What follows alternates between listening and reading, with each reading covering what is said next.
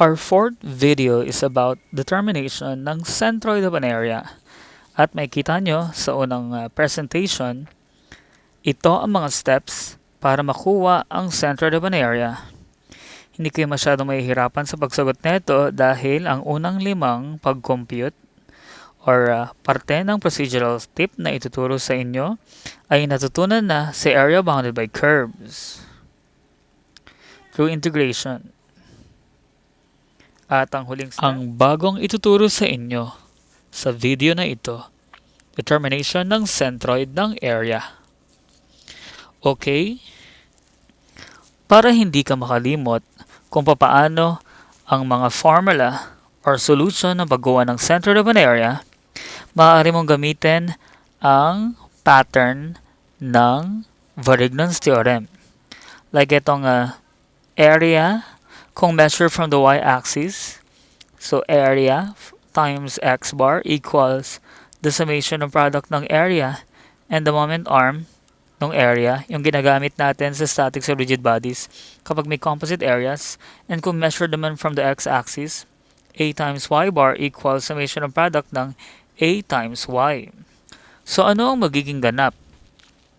Bukod din pala dyan sa pattern ng Varignon's theorem, kailangan alam mo rin ang centroid ng rectangle. And of course, alam natin to sa subject pa lamang na statics of rigid bodies, na matatagpuan ang centroid ng rectangle sa gitna. Kung ito ang H, ito ang B, matatagpuan ang centroid measured sa base ng rectangle na ito or sa width, H over 2. At ito naman, galing dito o sa gitna lamang na B over 2.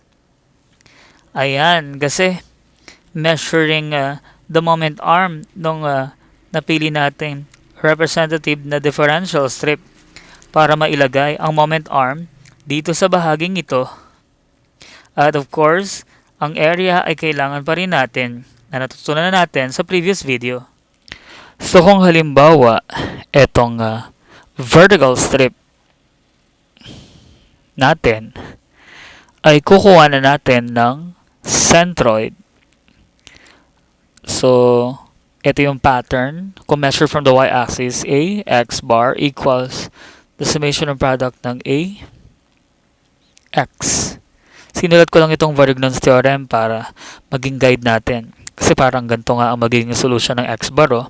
Summation of product ax divided by the area. So, ang napili mong direction ng strip ay vertical. So, kung x bar muna ang isosolve natin gamit itong drawing na ito muna. So, ito ang ating rectangle, differential strip, the representative. So, kitang-kita natin na effective from left to right sa pulang dalawang curves. So, ang x bar ay equal sa, unahin ko na muna itong denominator para hindi tayo hirap dahil natutunan na natin to. So, upper curve, YC1 minus YC2, the length of the rectangle, ayan, times the width, dx, effective from leftmost, x1, to the rightmost, x2. Ayun. At yung area na yan, kokopyahin mo lamang sa numerator. Kasi nga, di ba, product ng area and the moment arm ng area. So, YC1 minus YC2, the length, and the width dx, and the moment arm, measured from the y-axis. Kung tititigan nyo mabuti, itong rectangle na ito na napakanipis, dapat sana ang kanyang magiging centroid, no, ay average ng XC1 at saka XC2.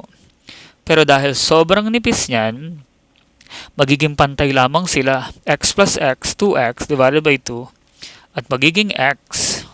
So, ayun. Kaya ang isusulat ko na lamang dito na moment arm, measured from the y-axis, at mag-focus ka lamang, para di ka malito, mag-focus ka lamang dun sa representative rectangle mo. So, measured from the y-axis, magiging x na lang. Effective from the leftmost x1 to x2. Kaya ang formula ng x bar, na hindi naman kailangang i-memorize, Guided lamang tayo ng Varignon's theorem. Integral ng YC1 minus YC2. Inuuna ko yung denominator kasi mas familiar tayo sa pagsusulat nito dahil natutunan na natin. At ito, ilagay ko lang sa harapan. And then gagawa ko na lamang ng paraan para i-express into single variable itong integration natin dahil hindi naman pwede tayong mag-integrate ng dala-dalawa ang variables. Effective from x1 to x2. At kung gamit pa rin ang vertical strip, ang magiging solution natin o sa paggawa naman ng y-bar measured from the x-axis. So, bale, yung pagsulat ko ng pattern natin ng Varignon, summation ng product AY, y-bar equals summation ng product AY divided by the area. So, ang y-bar natin ay magiging equal sa, unahin ko uli yung area, yc1 minus yc2 times the width dx from leftmost to rightmost, and then copy-paste etong rectangle natin, length, and the width, at ang magiging moment arm. So, itong nakikita nyong linya rito na napakanipis, at yung centroid niya, yung centroid xg, mapapansin nyo, naging midpoint. At dahil hindi sila pantay, isusulat ko ng buo itong yc1, yc2 over 2. Ayun nga naman ang centroid location ng rectangle. At measured from x-axis. Ayan, yung yg natin. From the x, from leftmost to rightmost. And simplifying, lagay ko lang sa labas ang constant. x1 to x2 and itong dalawang binomial, sum and difference, pwede ko siyang isulat shortcut yc1 squared minus yan, yc2 squared times the width divided by the area, yc1 minus yc2 with x1 to x2. Kung horizontal strip naman, para sa paggawa ng x-bar, so x-bar equals, tingin tayo dito sa drawing na ito. So, integral ng, ang magiging length natin ay xc1 minus xc2 times the width dy from bottommost, effective etong magagawa nating strip para sa area bounded by curves, pinakailalim hanggang sa pinakatuktok. So, y1 to y2.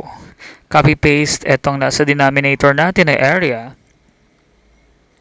xc1 minus xc2 times the width and the moment arm.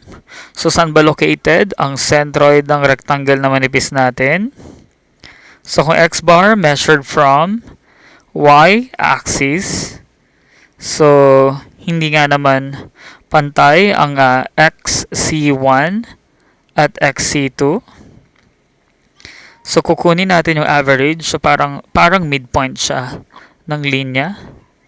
xc1 plus xc2 divided by 2. At pag sinimplify ko rin, kagaya kanina, ilabas natin yung 1/2 integral ng c1 squared xc2 squared times the width dy bottommost to topmost over the area.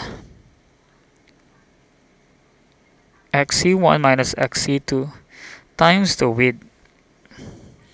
And finally, using horizontal strip pa rin, at kung y-bar naman ang kukunin, integral para sa area, integral ng xc1 minus xc2 times the width dy from pinakailalim, pinakatuktok, copy-paste, etong area ng rectangle, xc1 minus xc2 dy at ang kanyang magiging moment arm. So, dahil tong napakanipis na rectangle na to, pantay naman sina yc1 saka si yc2. Kaya yung 2y divided by 2 ay magiging y na lamang. So, ito ay magiging y. Kaya kapag sinulat ko ng simplified, y bar equals integral ng xc1 minus xc2 times dy, y1 to y2, and lagyan natin lang to sa harapan, y times xc1 minus xc2 times the width dy, y1 to y2. So ayun, madali lamang sundan. Ang pointer sa pagsulat ng formula, ang Varignon's theorem at ang centroid ng rectangle. So kung paano ka nadadalian sa pag-alala ng area ng rectangle na length times width, ganun din naman madaling ma-recall ang centroid ng rectangle. Ang lahat ng ito ay hindi kailangang i-memorize. Sapat na mga pointers na binigay ko sa inyo. Kaya magsasagot na tayo ng problem. First problem. How far from the y-axis is the centroid of the area bounded by the curve x squared equals 16y, the line x equals 12, and the x-axis? So, kung measure from the y-axis, ang required sa problem na ito ay x bar. Step number 1. Identify and name the curves. X squared equals 16y. Kilala na natin yan. Parabola. X equals 12. Dahil may isa pang linya na boundary, L1 ang ipapangalan ko sa kanya. Ang x-axis ay may equation na y equals 0. Line 2. Ang step number 2 natin ay ang pag-drawing. So, kung ito yung Cartesian plane, ang parabolang ito ay opens upward.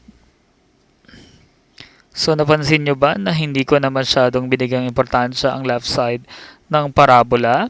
Kasi nasa first quadrant, matatagpuan ang area bounded by curves. So, ito yung x equals, wag natin kalimutan ang pag-label.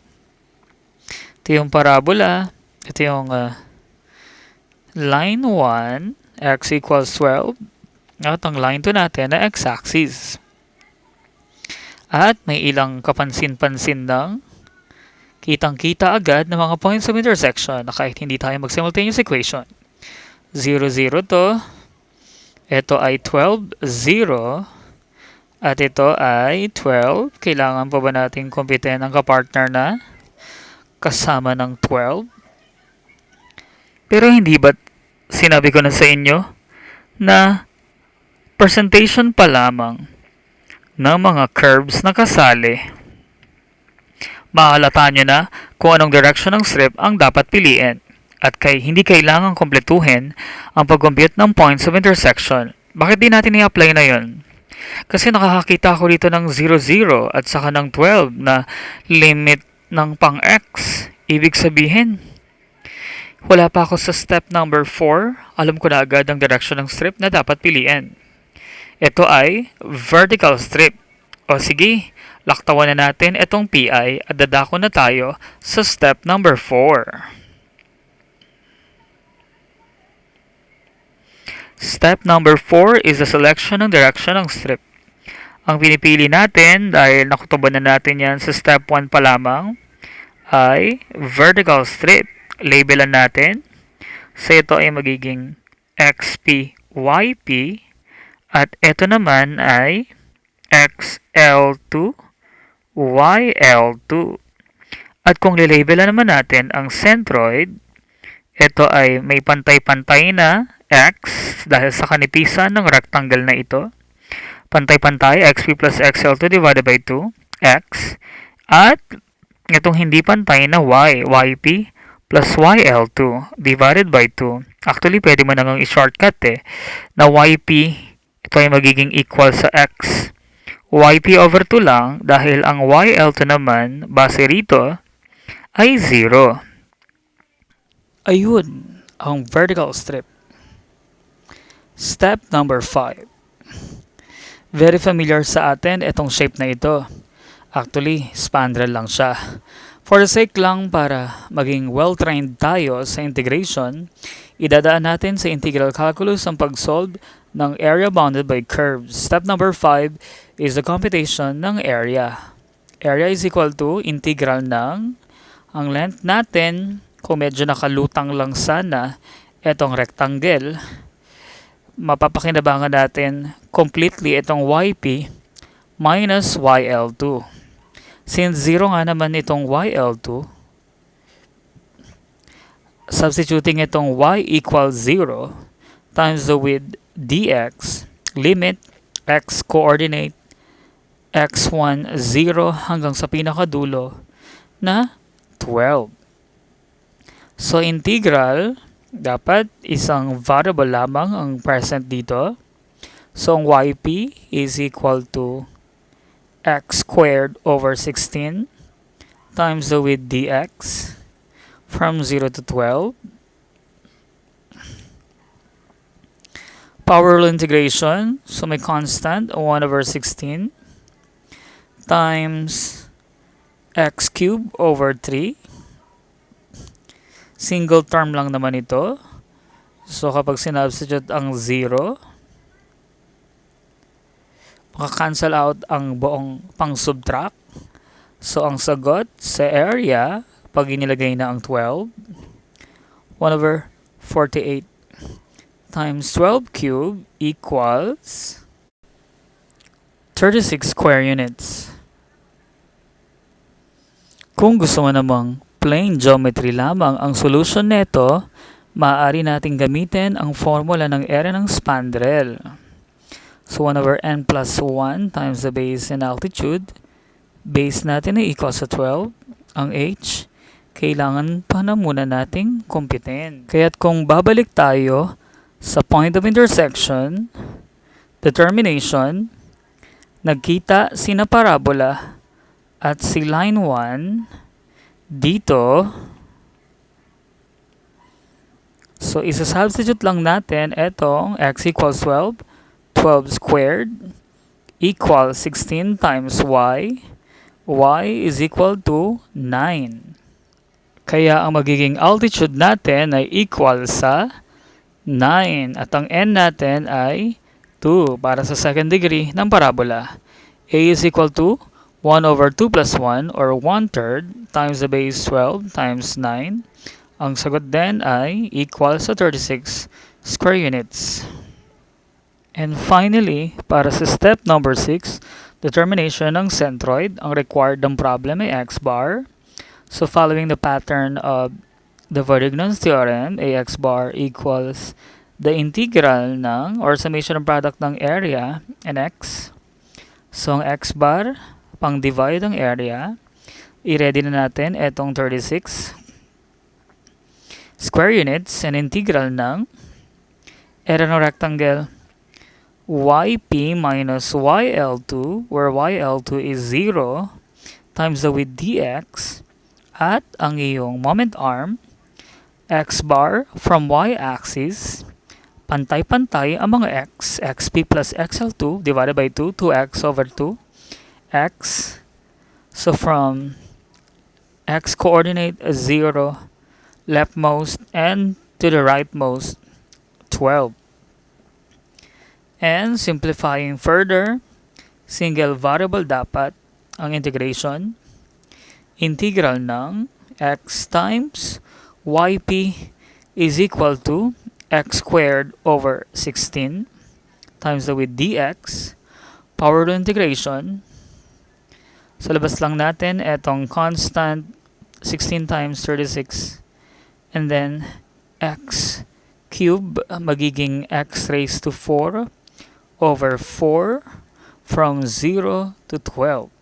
Ang sagot, dahil merong singular term and 0 ang lower limit, buong subtraction nun ay magzi-0 lang. So, ang sagot ay, pag sinubstitute na ang 12, is equal to 9 units. And completed na ang steps natin na 1 through 6. Pero alam nyo, maaari naman nating isolve ang centroid sa pamamagitan ng mga formulang na memorize natin sa design and construction kapag tayo ay nag-a-analyze ng load sa beam natin sa static, strength of materials, and structural theory.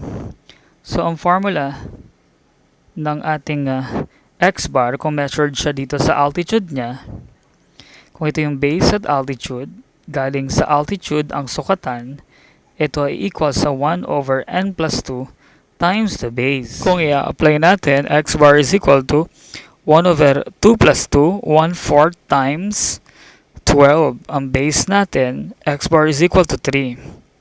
Pero dahil referring tayo from y-axis, so yung 3, ito talaga yung pinaka-x bar ng problem. Of the problem, x bar is equal to 12 minus 3 equals 9. Or, pwede mo itong gamitan na lang ng direct solution na x bar equals 3/4 times the base.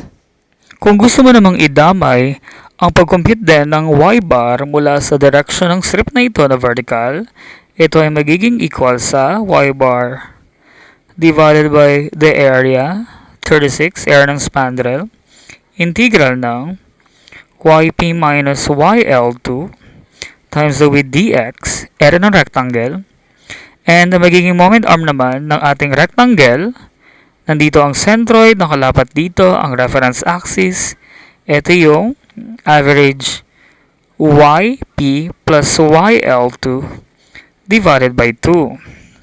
Average ng yp and yl2. Limits effective pa rin from 0 to 12. Sinulat ko na lamang siya ng ganito na kasama ang yl2 para mas masimplify ko pa ang pagkakasulat. Dito sa numerator na ilabas ang constant 1/2 at ito ay magiging yp squared minus yl2 squared kung saan ang yl2 natin ay 0 times the width dx from 0 to 12 divided by 36. And then i-substitute natin.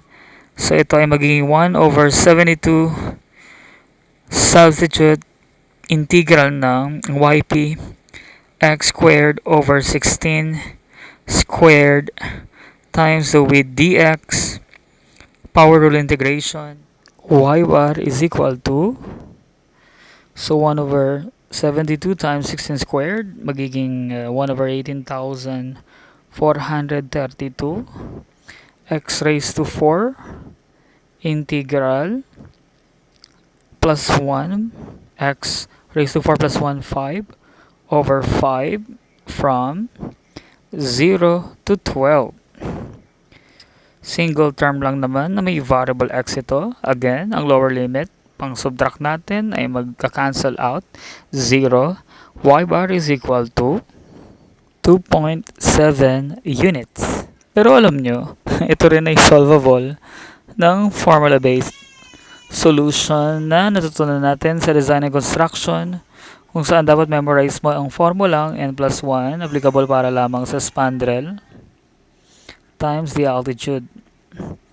So 2 plus 1 divided by 4 times 2 plus 2 times 9, ang sagot ay 2.7 rin.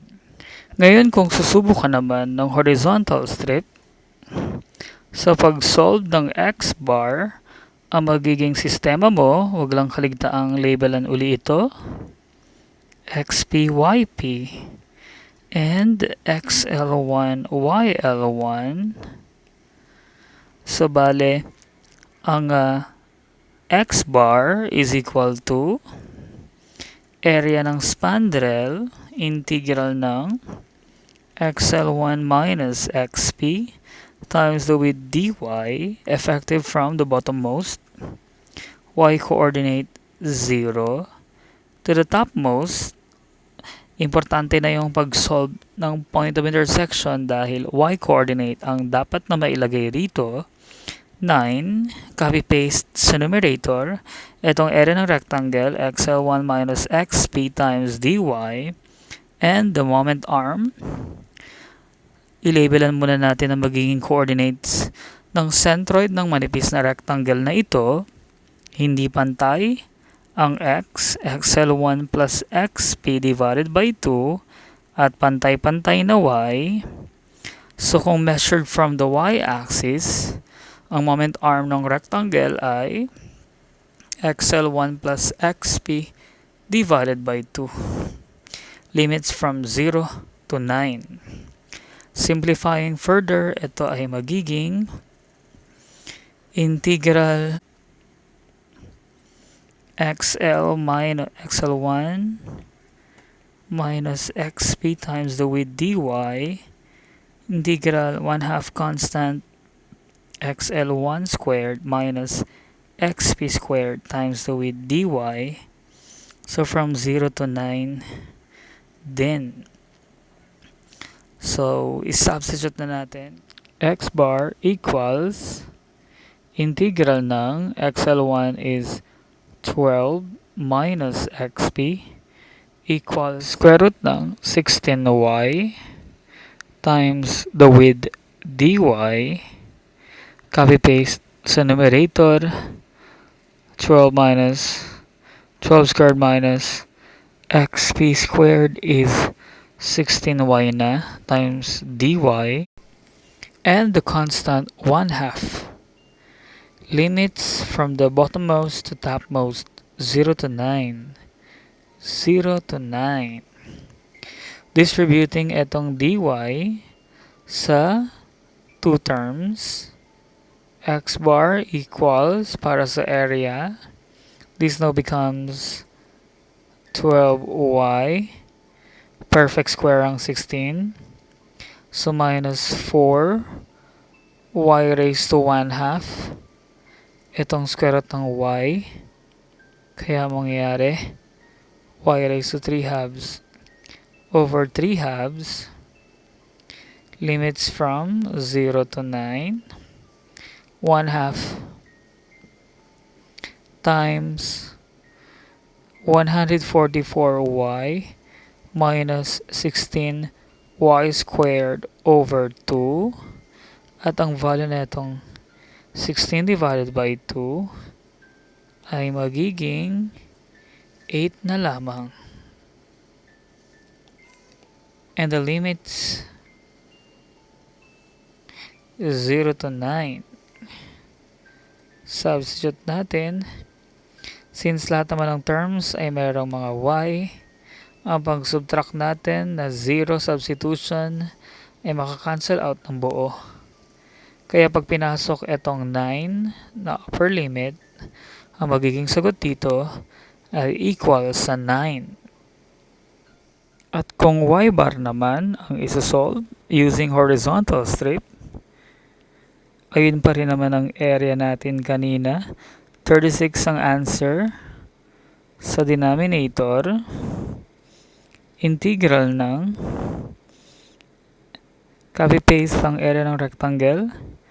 xl1 minus xp times the width dy, and the moment arm measured from x-axis, pantay-pantay naman na value ng y, kaya ito ay magiging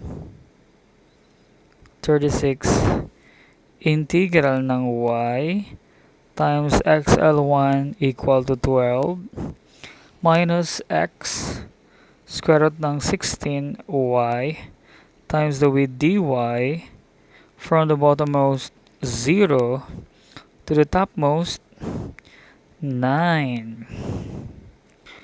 Simplifying further, itong nasa numerator, y bar equals, i-distribute na natin para sa integration, direkta, 12 times y, ito ay magiging 12y squared over 2, square root ng 16 ay 4, and then meron ditong y raised to 1/2 times y, so bali magiging y raised to 3/2.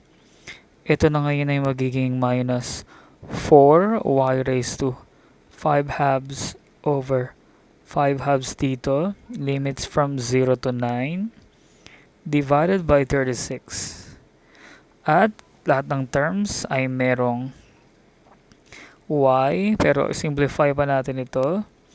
Ito ay magiging 6y squared minus 8/5 y raised to 5/2. Substitute natin ang 9 divided by 36. At makikita nyo, ang sagot din nito ay 2.6. 7 units. Next problem, step number 1. So, determine the abscissa. Ang required sa problem na ito ay x bar ng centroid ng area bounded by the curves. Ang y squared is equal to x cubed. Kung unknown ang curve na ito para sa iyo, maaari mo namang iset lamang siya as c, as curve. Pero kung kilala mo siya as cubic parabola, ayun, nagkataon na letter C rin ang first letter ng cubic parabola. X equals 1, linya. Dahil meron pang isang linya, x-axis y equals 0. So may numbering line 1, line 2 ang mga pagpapangalan natin. Step 2, drawing. Cartesian plane. Kung hindi kayang i-drawing directly etong cubic parabola, assign compute ay maaaring gamitin. Cubic parabola, line 1, x equals 1, at line 2. So, napaghahalata na natin na hindi kailangang isolve ang kompletong points of intersection. Ito ay tatama sa origin. Ito ay 1, 0. Ito ba ay kailangan pa nating isolve yung kapartner niya? Kahit hindi na. Kasi dito pa lang, halatado na kung ano ang magiging direction ng strip. Kaya kahit hindi na natin kumpletuhin ang points of intersection, so direction ng strip ay vertical, naming XC, YC, XL2, YL2. Pwede ko nang pagsamahin ang 5th and 6th step para sa centroid X bar. Pero wag kaligtaang labelan itong centroid ng manipis na rectangle. Pantay-pantay ang mga x, xc plus xl2 divided by 2. Pero hindi naman pantay itong yc sa yl2. Pero maaari nga namang i-shortcut itong yl2, set as 0 na lamang. So ayan ang coordinates ng centroid, para nga siyang midpoint ng line segment kasi napakanipis naman ng rectangle. So ang area ay integral ng yc minus yl2.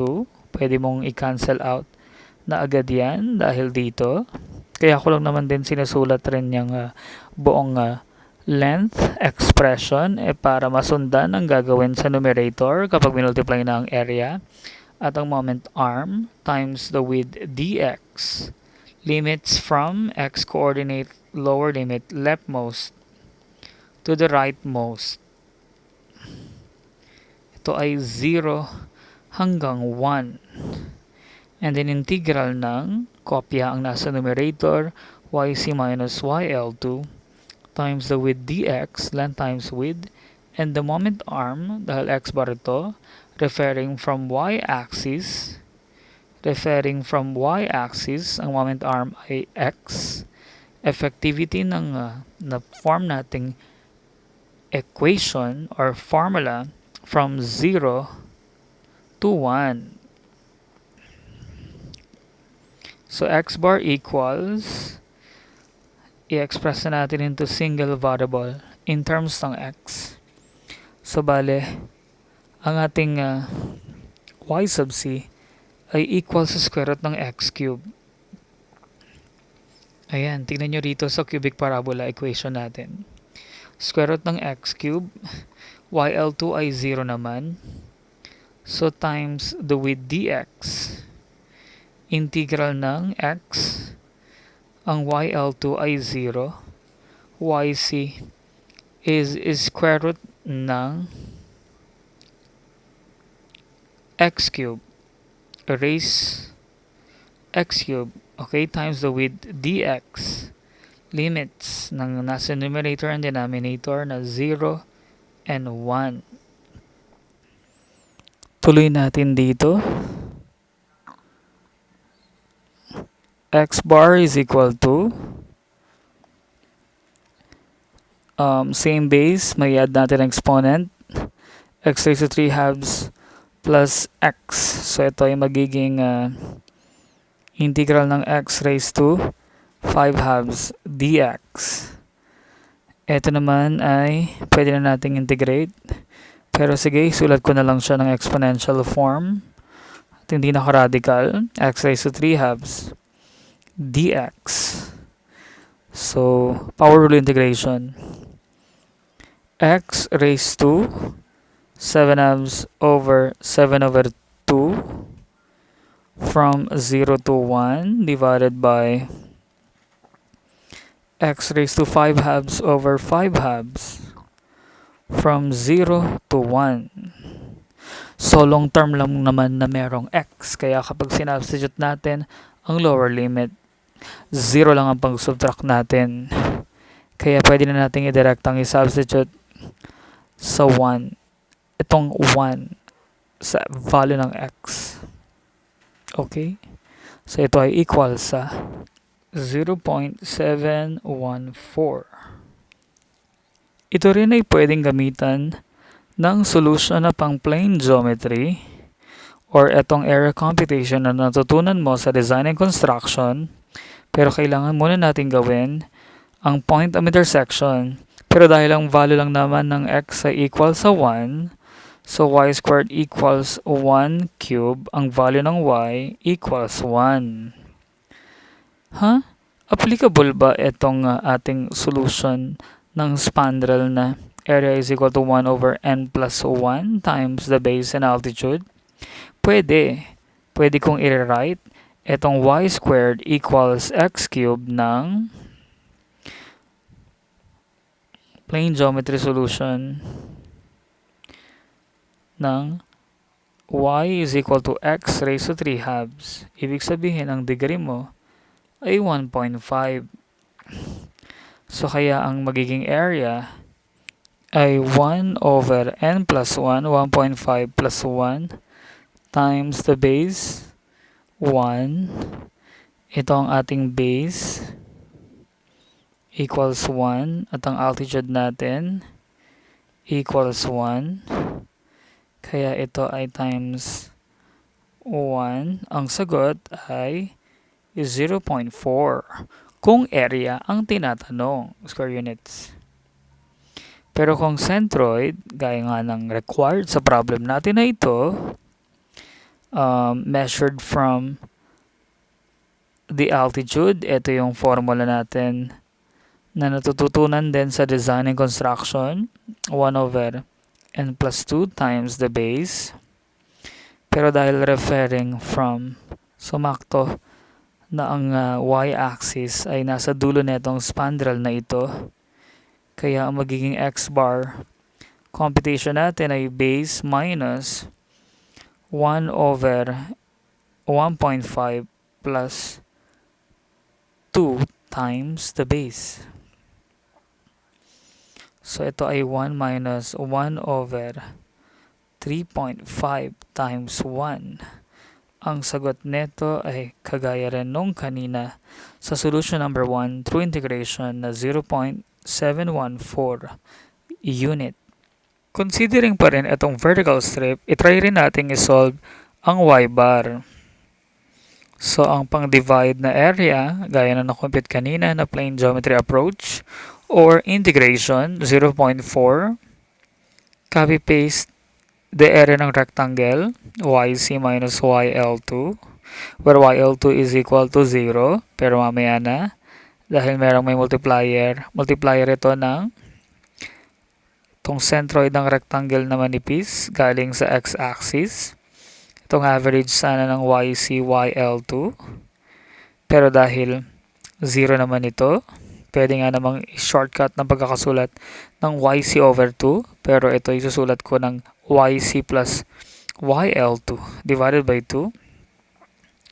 Limits from the leftmost 0 to the rightmost 1. Itong x-coordinate ang gamit mo. Y bar equals, so 0.4, 1/2 integral ng yc squared minus yl2 squared times the width dx equals, sumakto naman ang y squared ay equals sa x cubed, ang cubic parabola, so 1/2. Cancel na natin ito, 0 naman ang YL2. So YC is x cubed, integral ng x cubed dx over 0.4, power rule integration, 1/2 x raised to 4 over 4 from 0 to 1 divided by 0.4. Ang sagot sa y bar ay equal sa 0.3125. At kung gagamit ka ng formula-based solution, so measured from the x-axis, ito yung y bar, the formula n plus 1 over 4 times n plus 2 times the altitude, y bar equals 1.5 plus 1 divided by 4 times 1.5 plus 2 times the altitude equals 1. Therefore, ang answer din ay 0.3125. Ayun, pareho sila. And for our last problem, determine the ordinate of the center of the area bounded by the curve 9y equals x cubed, the line x equals 3, and the x-axis. So, cubic curve ang tinutukoy rito. So, ayan yung C, cubic curve. X equals 3, line 1. At x-axis na line 2. Actually, isa na naman tong spandrel na may n third degree. Isosolve ko na lamang ito sa pamamagitan ng formula-based solution at ipapaubaya ko sa inyo ang pag-compute nito na ginagamitan ng integration. So, ito ay siguradong dadaan sa origin, 0, 0. Ito ay 3, 0. Ito ay kailangang computin, 3. Substituting itong x equals 3. 9 times y equals 3 cube. Ang magiging sagot sa y ay 3. So, ang magiging base and altitude pala ng spandrel na ito ay 3, 3. So, kung i-direct ako, ang solution using the formula n plus 1 over 4n plus 2 times the altitude, y bar equals 3 plus 1, 4 times 3 plus 2 times 3. Ang sagot ay 0.86. So, ayun, i-comment mo na lang down below ang solution na ginamitan mo ng integration. At dito nagwawakas ang Centroid of an area calculation using integral calculus.